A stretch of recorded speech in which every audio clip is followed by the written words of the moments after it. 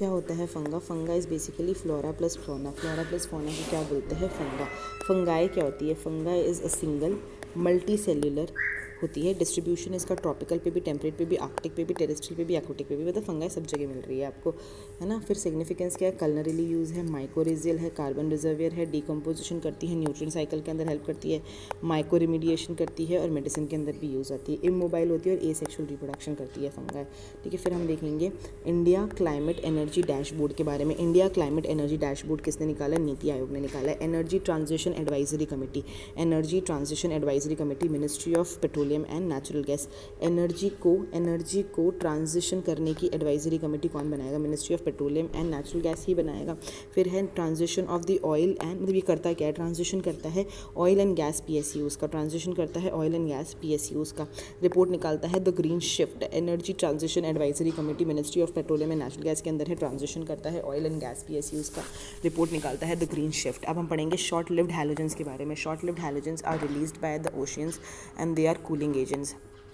Short lived halogens क्या होता है? इसको रिलीज़ कौन करता है? ओशन करता है। ये क्या होते हैं? कूलिंग एजेंट्स होते हैं। They live less than 6 months, इसीलिए उनको शॉर्ट बोलते हैं, शॉर्ट लिव्ड हैलोजन, क्योंकि 6 महीने में ये मर जाते हैं। Release by the ocean, cooling agent होते हैं, 8 से 10% कूलिंग करते हैं। हैलोजेंस क्या होते हैं? Column of the chlorine, bromine, iodine वाला जो होता है उसको हैलोजेंस बोलते हैं। ये क्या होते हैं? शॉर्ट लिव्ड होते हैं। ये कहाँ से रिलीज़ होते हैं? ओशन से होते हैं और ये कूलिंग एजेंट होते हैं, है ना। फिर हम पढ़ेंगे इसका सोर्स क्या होता है। जैसे हैलोजेंस को हम यूज़ करते हैं रेफ्रिजरेशन की, क्लोरोफ्लोरोकार्बन और इन सारी चीज़ों के अंदर, कूलिंग एजेंट होते हैं ओवरऑल। इनका सोर्स क्या होता है? Abiotic and biotic ocean, tropospheric chemistry, इन सारी चीज़ों से ये हैलोजेंस रिलीज़ होते हैं। इसका इम्पैक्ट क्या होता है? ये ओजोन डिप्लीशन करते हैं, ग्लोबल वार्मिंग को कम करते हैं, मतलब वार्मिंग करते हैं, बस ओजोन डिप्लीशन होता है। ठीक है, फिर कूलिंग एरोजोल्स को कम करते हैं, मीथेन की लाइफ टाइम को बढ़ाते हैं, वाटर वेपर को भी बढ़ाते हैं। ठीक है, then towards डीकार्बनाइजिंग transport, डीकार्बनाइजिंग transport NITI Aayog लेके आया है। मिथाइलो टू बी माइक्रोबियम ब्रूटेनेज 5GB1C, ये क्या करता है? मीथेन ईटिंग माइक्रोब है। मिथाइलो टू वी माइक्रोबियम ब्यूटिनेज, ठीक है, ये क्या करता है? मीथेन ईटिंग माइक्रो ऑर्गेनिज्म है। बैक्टीरिया प्रोड्यूस करता है बायोमास को। नेक्स्ट अब हम देखेंगे alliance for the transformative action on the climate and health. Alliance for the transformative action on the climate and health attach goal है, WHO लेके आया था 2022 के अंदर। Alliance on the transformative action on the climate and health. Climate and health है तो कौन लेके आएगा? WHO लेके आएगा, 2022 के अंदर लेके आया था। ये एक इनफॉर्मल और वॉलंटरी गोल है, इनफॉर्मल और वॉलंटरी गोल है। ठीक है, framework for the climate resilient and the low carbon health system बनाया था इसमें। मतलब इसमें क्या है? इसमें एक बनाया है framework for the climate resilient and the low carbon health system by WHO to implement attach just energy transition partnership. ये क्या है? ये एक तरीके का फाइनेंशियल मैकेनिज्म है। जस्ट एनर्जी ट्रांजिशन पार्टनरशिप एक फाइनेंशियल मैकेनिज्म है जिसमें हम सपोर्ट देना चाहते हैं डेवलपिंग कंट्रीज़ को। COP26 के अंदर ही आया है। इसको साइन किया था साउथ अफ्रीका ने, इंडोनेशिया ने, वियतनाम ने और सेनेगल ने। जस्ट एनर्जी ट्रांजिशन पार्टनरशिप, इसके अंदर 4 कंट्रीज़ है, साउथ अफ्रीका, इंडोनेशिया, वियतनाम और Senegal. India is not part of it. Next हम देखेंगे क्लाइमेट पॉलिसी इनिशिएटिव। रिपोर्ट निकालता है global landscape of the climate finance 2023 निकाला था। क्लाइमेट पॉलिसी इनिशिएटिव निकालता है global landscape for the climate financing. Regional office है ब्राज़ील के अंदर, इंडिया के अंदर। क्लाइमेट पॉलिसी इनिशिएटिव का रीजनल ऑफिस है ब्राज़ील के अंदर, इंडिया के अंदर, इंडोनेशिया, UK और US के अंदर। ये क्या करता है? इकोलॉजिकल ग्रोथ और क्लाइमेट चेंज के रिलेटेड बात करता है। फिर हम देखेंगे carbon credit trading scheme, ministry of power इसको देखती है, 2023 के अंदर आया है। कार्बन क्रेडिट मार्केट बनाता है for trading under the energy conservation act of 2001, जिसका अमेंडमेंट किया था 2022 के अंदर।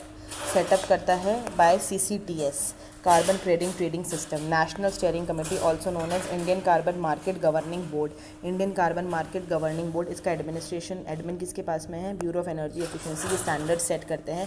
रेगुलेट कौन करता है? Central electricity regulatory commission. Central electricity regulatory commission. Registry कौन बनाता है? Grid controller of India. Reforms BEE क्या करता है? स्टैंडर्ड सेट करता है। किससे related? Carbon credit trading system से रिलेटेड।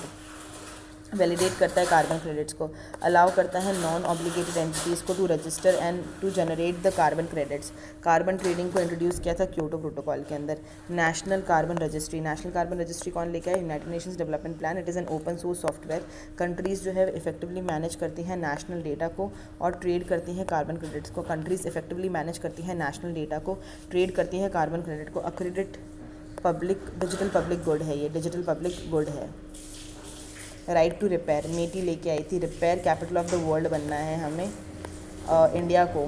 कैसे बनेंगे? इलेक्ट्रॉनिक रिपेयर सर्विस आउटसोर्स करके, इलेक्ट्रॉनिक रिपेयर सर्विसेज को आउटसोर्स करके। Department of consumer affairs under the ministry of consumer affairs को लेके आया था। CBM carbon border management mechanism, carbon border management mechanism. Non tariff barrier है ये by the EU, it is a kind of non tariff barrier by the EU। ये क्या करते हैं? पुट करता है fair price on the carbon emission during the production, put करता है fair price on the carbon emission during the production. Importers must purchase the carbon certificates equivalent to EU's carbon pricing rules, to EU's carbon pricing rules. WTO ने बोला कि ये compatible है under EU's Fit for 55 package. Debt for climate swap क्या होता है? Debtor nation जो होगा instead of continuing to make the debt payments, वो डेट पेमेंट्स नहीं करेगा और क्या कर देगा उसके जगह, मतलब डेट पेमेंट्स नहीं करेगा फॉरेन करेंसी के अंदर, डेट पेमेंट्स नहीं करेगा फॉरेन करेंसी के अंदर, वेरस करेगा क्या? Payments in the local currency. किस चीज़ के लिए? To finance the climate projects domestically. India ने कभी भी डेट फॉर क्लाइमेट स्वैप नहीं किया है। फर्स्ट किया था लैटिन अमेरिका ने 1980s के दौरान, और first and largest debt swap किया है फॉर दी ओशियन। किसने किया? इक्वाडोर ने किया था 2023 के अंदर, और अभी गोबान ने किया है अफ्रीका का largest debt for climate swap.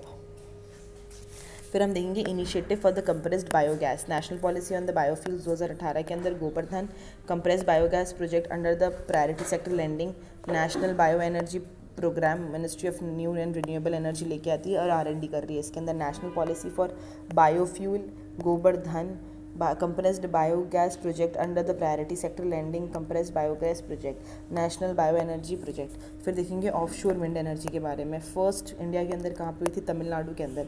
Efficiency जो होती है वो ऑफशोर की ज़्यादा होती है कंपैरेटिवली ऑनशोर। पोटेंशियल इंडिया के अंदर कितना है? अप्रॉक्सीमेटली 140 गीगावाट का। विंड एनर्जी इंडिया के अंदर 4th लार्जेस्ट है in the world after the China, US and Germany. China, US and Germany के बाद में 4th लार्जेस्ट विंड एनर्जी है इंडिया के पास में। 10% of our energy basket is wind energy. फिर देखेंगे टाइडल एनर्जी के बारे में। टाइडल एनर्जी में क्या होता है? काइनेटिक एनर्जी कन्वर्ट होती है इलेक्ट्रिकल एनर्जी के अंदर। पोटेंशियल एरियाज कहाँ पे है टाइडल एनर्जी के? गुजरात में है गल्फ ऑफ खंबात और गल्फ ऑफ कच्छ के अंदर, तमिलनाडु में गल्फ ऑफ मन्नार के अंदर और पाक बे के अंदर, वेस्ट बंगाल के अंदर सुंदर बे, हल्दिया और हुगली के अंदर। ठीक है, ये हो गया तुम्हारे potential areas for tidal energy, for tidal energy Gujarat में, तमिलनाडु में, वेस्ट बंगाल में।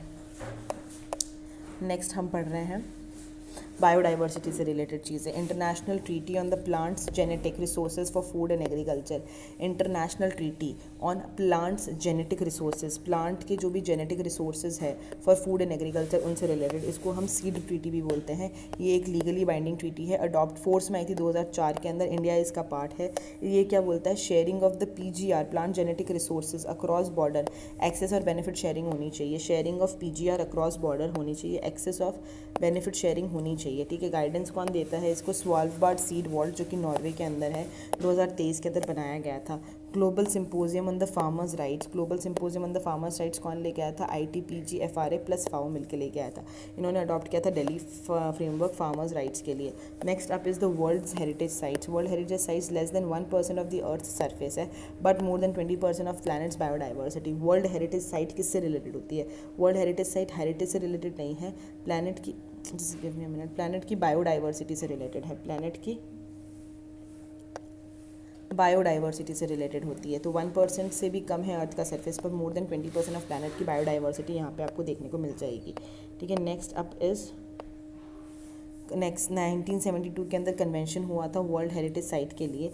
42 वर्ल्ड हेरिटेज साइट है इंडिया के अंदर, 34 cultural, 7 natural, 1 mixed. World heritage site जो है वो यूनेस्को के अंडर है और इसको इम्प्लीमेंट कौन करता है? वर्ल्ड हेरिटेज कमेटी इसको इम्प्लीमेंट करती है, वर्ल्ड हेरिटेज कमेटी इसको इम्प्लीमेंट करती है। अब ब्रिज़ाविला के बारे में देंगे। ब्रिज़ाविला के अंदर जो समिट हुई थी फॉर द थ्री बेसिन्स के लिए ब्रिज़ाविला के अंदर समिट हुई थी। It is the capital of Republic of Congo, ROC का ये कैपिटल है। इसके अंदर 3 बेसिन्स के बारे में समिट हुई थी, ABC, Congo basin, Amazon basin और Borneo Mekong basin. Borneo Mekong basin, Amazon basin और कांगो बेसिन, ये इसके अंदर 80% ऑफ वर्ल्ड के ट्रॉपिकल फॉरेस्ट आ जाते हैं। 80% ऑफ वर्ल्ड के ट्रॉपिकल फॉरेस्ट आ जाते हैं। इसके लिए हम लेके आए थे ब्रिज़ाविला समिट। कैपिटल है आरओसी का। 2/3 वर्ल्ड की बायोडाइवर्सिटी यहाँ पे आ जाती है और 80% ऑफ वर्ल्ड का ट्रॉपिकल फॉरेस्ट आ जाता है। ABC क्या हो गया, अमेजॉन हो गया, बोर्नियो मेकोंग हो गया और कांगो बेसिन हो गया।